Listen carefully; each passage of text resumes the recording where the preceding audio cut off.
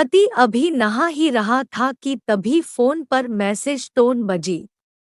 पत्नी मोबाइल के पास में ही खड़ी थी, उसका ध्यान फोन की तरफ गया। उसने सहज ही फोन उठाकर मैसेज पढ़ा।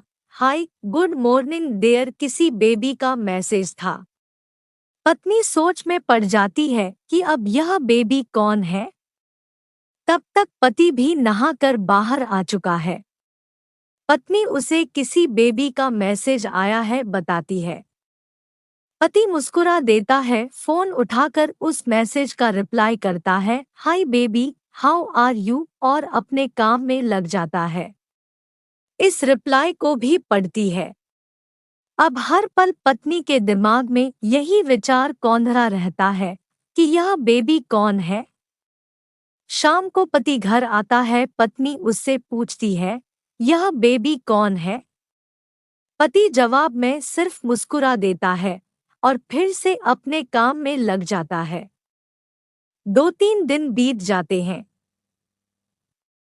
उन विचारों ने अभी तक पत्नी का पीछा नहीं छोड़ा था और फिर से पति के मोबाइल पर फिर एक बार बेबी का मैसेज आता है, आज तो मिलोगे कि नहीं, तुम्हारी बहुत याद आ रही है। इस मैसेज ने आग में घी का काम किया। पत्नी का शक और भी ज्यादा पक्का हो गया। बीच बीच में ऐसे मैसेजेस का आदान प्रदान होता रहता और पत्नी के मन में शक की जड़ें और गहरी होती गई।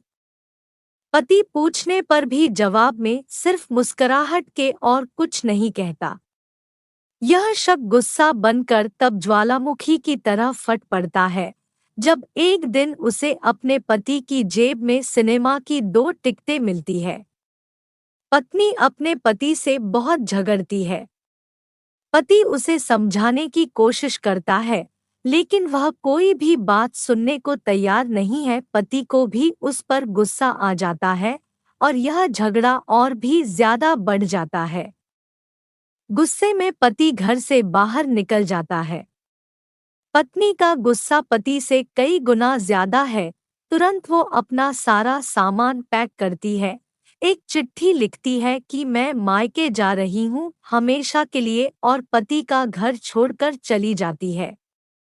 गुस्सा शांत होने पर जब पति घर आता है तो चिट्ठी पढ़कर उसके होश उड़ जाते हैं। 10 दिन बीत जाते हैं और गांव के उस घर पर डोरबेल बजती है जहां पत्नी रहने चली गई है।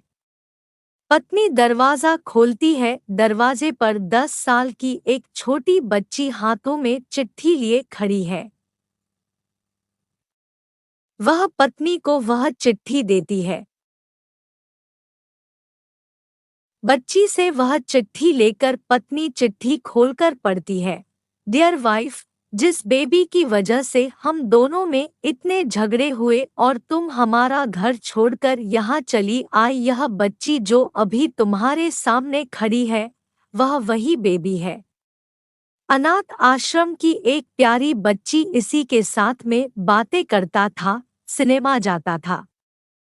पहली बार जब तुमने बेबी के बारे में पूछा था तो मैंने जानबूझकर तुम्हें नहीं बताया था, सोचा था थोड़ा मजाक करता हूँ, देखता हूँ तुम कैसे रिएक्ट करती हो, लेकिन मैंने यह कभी नहीं सोचा था कि तुम्हारा शक इतना बढ़ जाएगा कि तुम घर ही छोड़ दोगी। हाँ, सबसे जरूरी बात यह तो बेबी है, वह किसी और की नहीं बल्कि तुम्हारी ही बेटी है। रुको, अपने आप को संभालो और आगे की बात ध्यान से पढ़ो। हमारे शादी के 2 साल पहले की यह बात है। तुम अपने कॉलेज के लास्ट ईयर में थी। तुम्हारे प्रोफेशन में नोट्स लेने के बहाने तुम्हें बुलाया था और तुम्हें चाय में इन नशीली दवा खिलाकर ना करने वाला काम किया था। इसमें तुम्हारी कोई गलती नहीं की थी, लेकिन कुदरत ने अपना काम किया और तुम्हारे पेट में इस बेबी को डाल दिया। काफी प्रयास करने पर भी अबॉर्शन नहीं हुआ तो तुम्हारे घर वालों ने समाज के डर से तुम्हें 6 महीने तक घर में ही रखा। तुम्हारे पिताजी खुद एक डॉक्टर है, इसलिए यह बिन मांगा बच्चा बड़ी आसानी से बिना किसी को कनोकान खबर हुए इस दुनिया में आया। भविष्य में तुम्हारी शादीशुदा जिंदगी में कोई प्रॉब्लम ना हो, इसलिए तुम्हारे पिता ने इस बच्चे को गांव के एक अनाथ आश्रम में छोड़ दिया। यह बच्चा मतलब यही बेबी जो अभी तुम्हारे सामने खड़ी है। अगर अभी भी विश्वास नहीं हो रहा है तो इस बच्ची के गाल का वो तिल देख लो जो शायद तुमने उसे आखिरी बार रोते हुए देखा होगा, या फिर अपने पिताजी से पूछ लो। पत्नी जल्दी से उस बच्ची को पास में लेकर उसके गालों का तिल देखती है। उसका मन भर आता है, उसकी आंखों में आंसू आ जाते हैं, लेकिन अभी भी चिट्ठी बाकी है, इसलिए वह मुझे पता है अभी भी तुम्हारे मन में यह सवाल उठ रहा होगा कि यह सब मुझे कैसे पता। तुम्हें बता दूं कि यह सब तुम्हारे खुद के पिता ने ही अपने मन में उठ रहे पश्चाताप को शांत करने के लिए शादी के 1 महीने पहले मुझसे मिलकर सारी बात मुझे बताई थी। उन्होंने यह भी कहा था कि अगर मैं चाहूं तो शादी से इनकार कर सकता हूं। मैं स्वीकार किया क्योंकि इस पूरी घटना में तुम्हारी कोई भी गलती नहीं थी और हमारी शादी हो गई। तुमने मुझे बहुत प्यार दिया, लेकिन तुम्हारे पिता से बेबी के बारे में जानने के बाद मैं उसे मिले बिना नहीं रह पाया। मैं बीच बीच में उससे मिलता था, उससे मिलना, उसके साथ समय बिताना मुझे अच्छा लगता था। कितनी प्यारी बच्ची बिना किसी गलती के क्यों सजा भुगते, बस इसलिए मैं उसे थोड़ी सी खुशी देने की कोशिश करता था। बस मुझे इतना ही कहना था। अब अगर तुम फिर से अपने घर आकर मेरे साथ रहना चाहो तब और सिर्फ तभी गैलरी में आ जाओ, तुम्हारा और सिर्फ तुम्हारा डियर पति।